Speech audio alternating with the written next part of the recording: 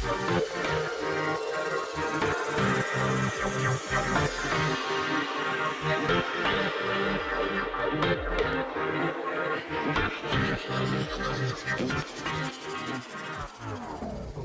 today's cup of coffee, we're going to do a revisit from cup number 1560. And because we have new people that stop by ever so often, some subscribe. If you haven't subscribed, go ahead and subscribe to us. And this is the Hopi Legend of the Ant-Men. And this is a very fascinating story. And no, I didn't go back and review the whole thing, so I hope that it'll be okay. I went into depth on how this legend came to be as far as the Hopi, and that there was a group of people that they called the Ant-Men. And these very well could have been grays, as far as aliens, different things like that, that took them underground to help them survive some very cataclysmic events. So it's worth revisiting, and I hope you enjoy.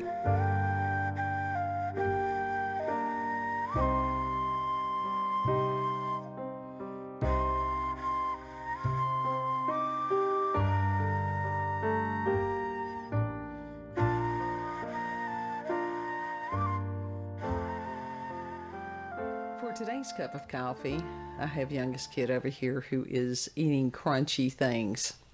You can't hear it though right now. I don't know. It's every day. It's something every day. Just listen. It's something. Listen. I just wanted the nerds clusters because they're fucking And they good. actually are tasty. They really are. They're kind of pricey, but they're tasty. They're worth it. So, nerd clusters. That is not going to be the topic for the cup of coffee today. That's a Could be. post cup of coffee. I mean, they are topic. depicted as monsters, so what does it do to our face? They're cute. Yeah, well, they are cute. Anyhow, what we're going to be discussing today is the ant people legend of the Hopi Native Americans. So that was pretty cool, and this has sent me down yet another rabbit hole. So, and that's okay.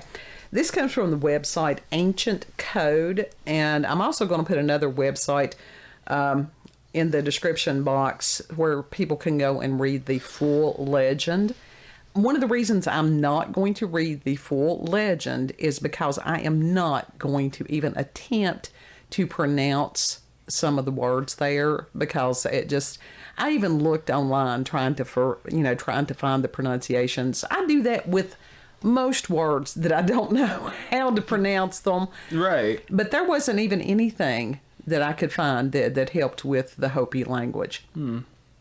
So I thought that was kind of disappointing, but sometimes these things mean more when people read them for themselves.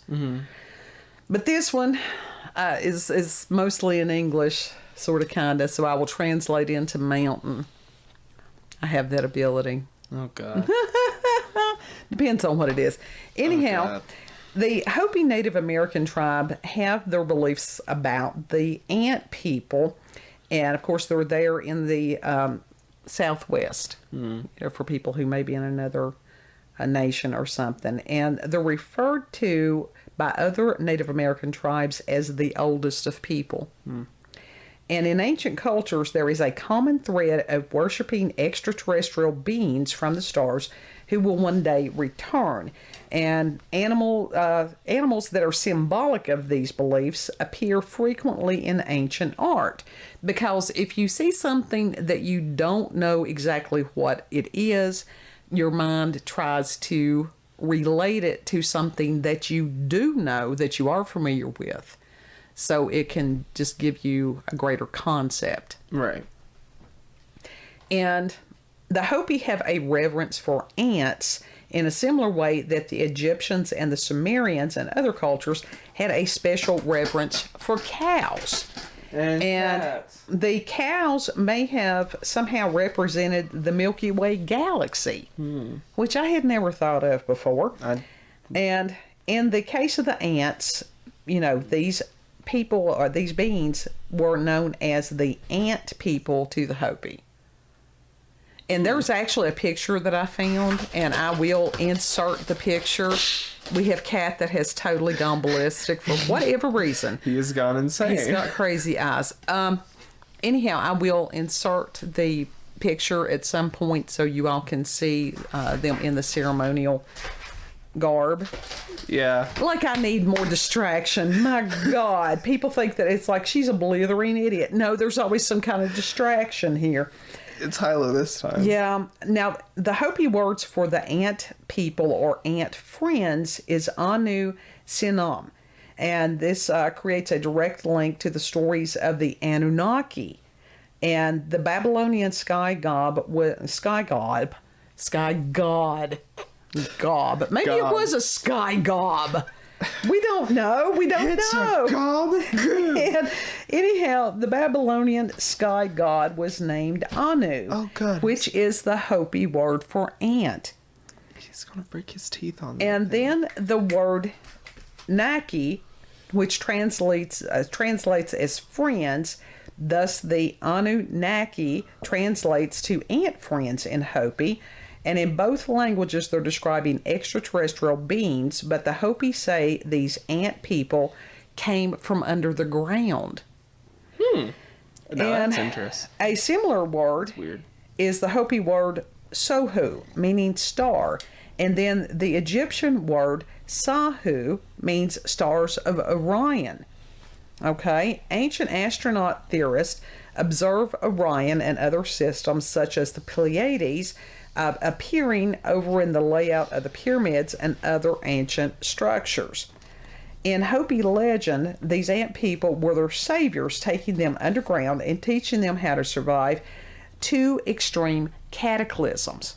Ooh. And that legend that I will provide goes into detail about these cataclysms. Okay. And we see stories of the Great Flood described in Sumerian texts and in the Bible, and also in other peoples have recorded as far as the Great Flood. Surviving underground with the ant people, the Hopi ancestors learned how to grow food with little water and to build dwellings in the rocks. They also learned about the stars and mathematics and would put those skills to use when they founded a new civilization. Now, when it was safe to return to the surface, the ant people instructed them on how to build an incredibly complex habitation, such as is seen today in Chaco Canyon. And from above, the structures actually could look like a giant ant mound. Have you ever seen the pictures of those? Mm-hmm. Oh, it's fascinating. It is absolutely fascinating. Now, the structures included kivas, a Hopi word for round, semi-subterranean ceremonial rooms that were entered by ladders from above. And this is probably where I will insert the photo. Uh-huh. Yes. So yes, it would be nice if we could keep talking over it, but we don't have that technology yet. Now, according to the National Park Service, quote, during ceremonies today, the ritual emergence of participants from the kiva into the plaza above represents the original emergence by Pueblo.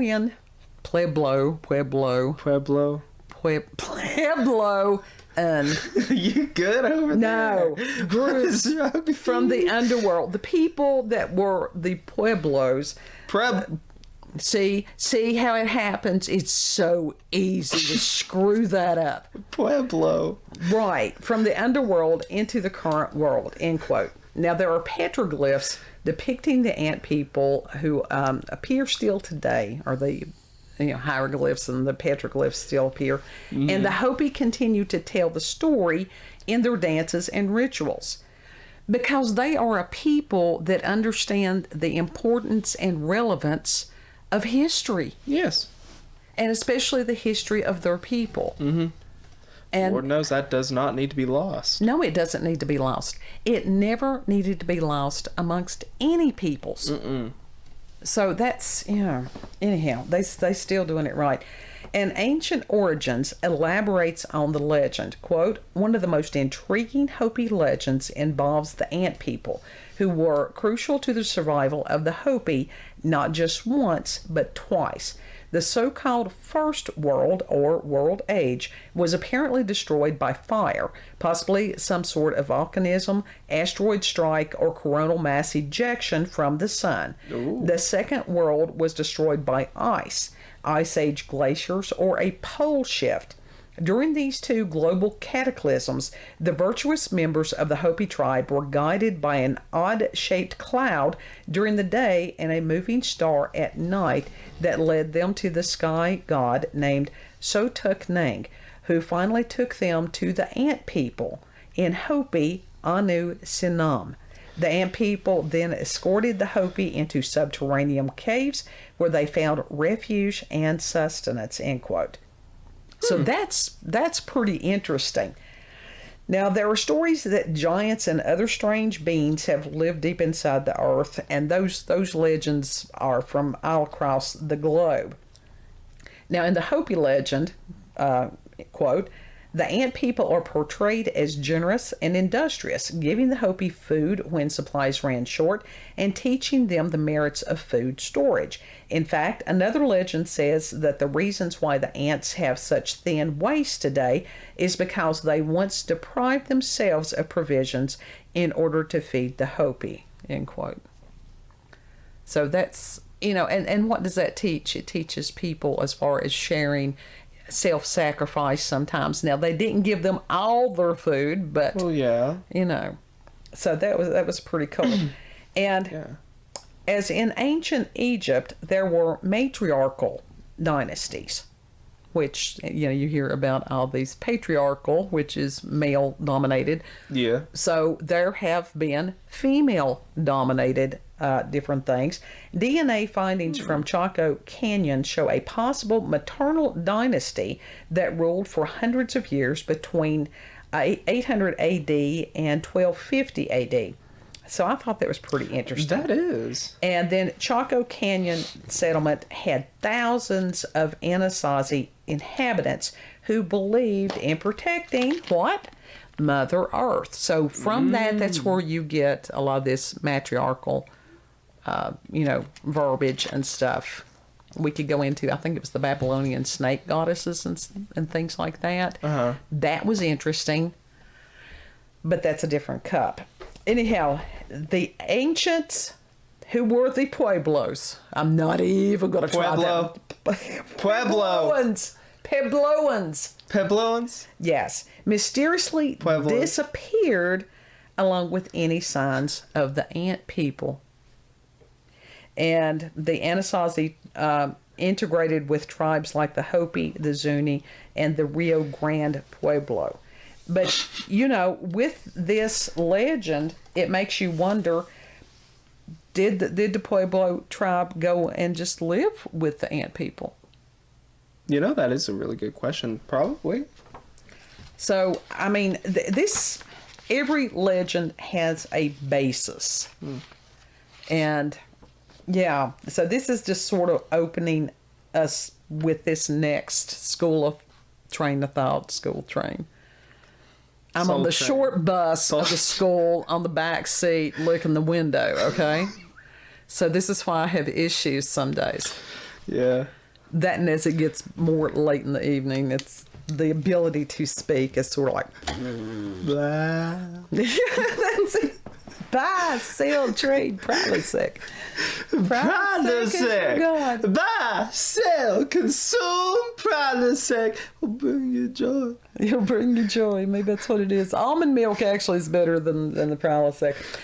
So that's going to lead into this interesting for the mini-series. Yes. Because that one about the ant people I had for a couple of days. And what we're going to do is try to go ahead and get a couple of videos ahead in case we do have some kind of weird weather system that comes through that's kind of harsh. And then, so I don't have to worry about trying to upload if we don't have power. That's sort of, electric is kind of important for those things. Yes, very. So, anyhow, if you've got experiences with the supernatural, paranormal, encounters with UFOs, aliens, cryptids, ant peoples. I would love to hear if somebody had an experience with the ant people. There's another theory that we'll get into, that the ant people were actually greys. Yeah. It'll all make sense. I promise it will, sort of. But I'm sure that's just how because fire ants, we've got fire ants around here anymore. we do. Yeah. So if you've got have to local, roast them out. really local, regional family myths, legends. If you are aware of some of the other people's legends, that would be great. Also, email us cupofcoffeewithscream@gmail.com. Have a beautiful, blessed day. Know that you are loved. We will put the cat out of the room for the next video. Yes. See, it's not that I am that totally, completely inarticulate. It's just that this one is being so distracting. It's just that some days I do forget to take the Stratera. And so the least little anything, but that wasn't And what a about the little... days that you just refused? That was not a little something. That sounded like he was tearing the house down. Yes. He's So- a 30-pound cat. Well, he's not 30. He's 20-some. Might as well round it up. Anyhow. Round it up. Thank you for having coffee with us, and we'll see you Yes. on the next cup. Don't forget to Bye. like, share, comment, and most of all, subscribe and click that little notification bell, whatever the fuck it is. Bye. Bye. Bye.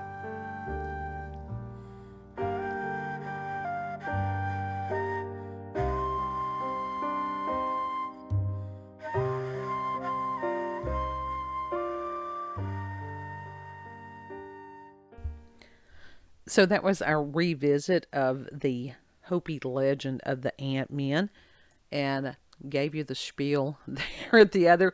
This is just another closing to tell you that you are very loved. You all have a wonderful day, and Lord willing, see you on the next cup. Bye.